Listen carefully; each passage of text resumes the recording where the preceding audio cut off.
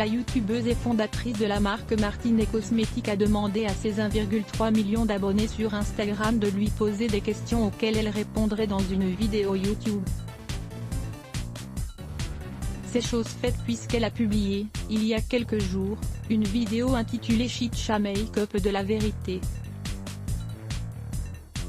Elle y parle de son projet de marque de skincare et de sa nouvelle collection de maquillage à venir, mais ce n'est pas tout. Gaëlle répond, au fil de ses coups de pinceau, à des questions qui concernent notamment les influenceurs français vivant à Dubaï.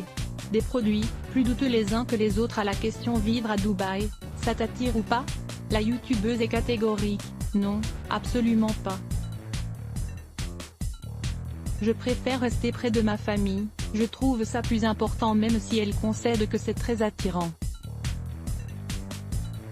Et de détailler sa réponse sur ce point, en expliquant que c'est très intéressant pour tous ceux qui ne veulent plus payer d'impôts puisqu'à Dubaï, il n'y a pas d'impôt à payer sur les sociétés. La jeune femme se lance alors dans une longue explication. Dubaï est tout simplement un paradis fiscal très intéressant quand on est influenceur français qui part s'exiler pour des raisons fiscales à Dubaï, mais qui continue évidemment à gagner sa vie grâce à des gens qui vivent en France, qui gagnent leur vie en France, qui payent leurs impôts en France et qui achètent des produits, grâce à des codes promo, plus douteux les uns que les autres, avec de l'argent français qui transite par la suite ou Dubaï Beach.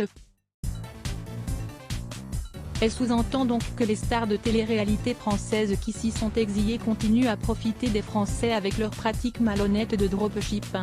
Surtout quand on sait que les produits sont souvent en provenance de sites comme AliExpress, où ils sont excessivement moins chers. Kaina Boudjidja. À voir aussi, quels sont les vrais métiers des stars de la télé-réalité? À lire aussi Les Blocs ADS.